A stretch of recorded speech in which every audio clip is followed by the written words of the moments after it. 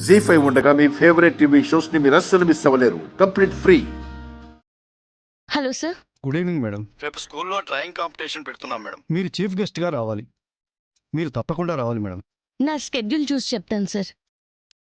అది కాకుండా మా చిన్ని అదే అఖిల కనిపించడం లేదు. తన కోసం వెతుకుతూ ఉన్నా. అఖిల కనిపించడం లేదా? ఎప్పటి నుంచి మేడం? వారం పైనే అవుతుంది సార్.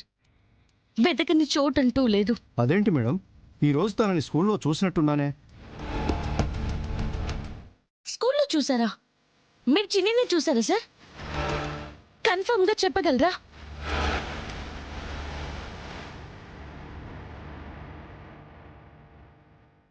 అంటే అఖిలనే చూసినట్టు అనిపించింది మేడం. స్కూల్కి వచ్చుంటే రిజిస్టర్లో ఉంటుంది కదా, మీరు కాస్త చూసి చెప్తారా? ఇప్పుడు స్కూల్లో లేను మేడం, రేపు చూసి చెప్తాను. అఖిలనే చూసినట్టు అనిపిస్తుంది మేడం, రేపు కన్ఫర్మ్ చేస్తాను. ఓకే సార్, నేను వస్తాను. అలాగే మేడం. మన బుజ్జి మనకు చెప్పట్లేదంటావా?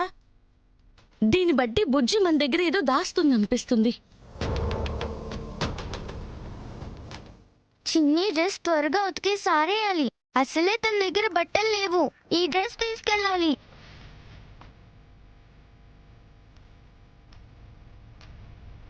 పదండి అడుగుదాం. బుజ్జి,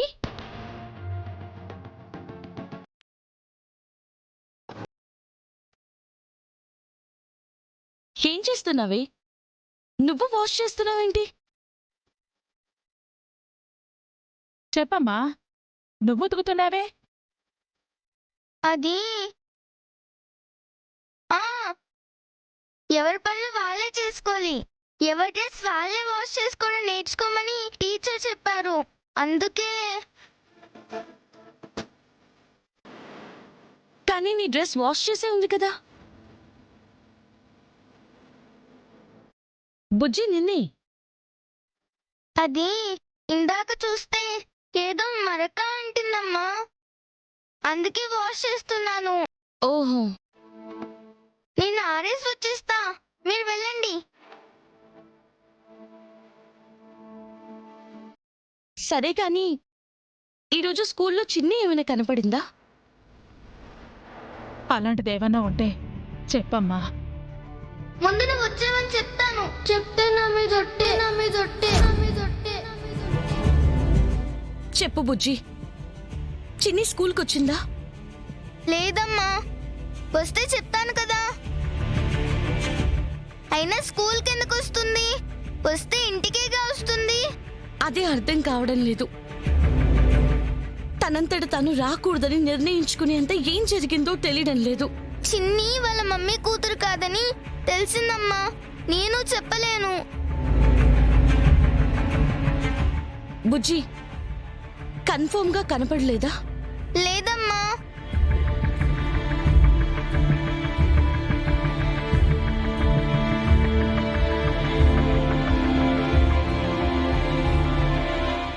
నేను చెప్పలేకపోతున్నాను. సారీ అమ్మా.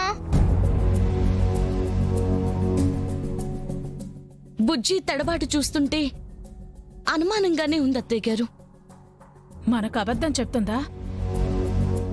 రేపు స్కూల్కెళ్ళి రిజిస్టర్ చూస్తాం కదా, అప్పుడు తేలిపోతుంది అత్తయ్య గారు నిజమేంటో. జీ5 యాప్ డౌన్లోడ్ చేసి అన్ని ఎపిసోడ్స్ పూర్తి ఉచితంగా చూడండి.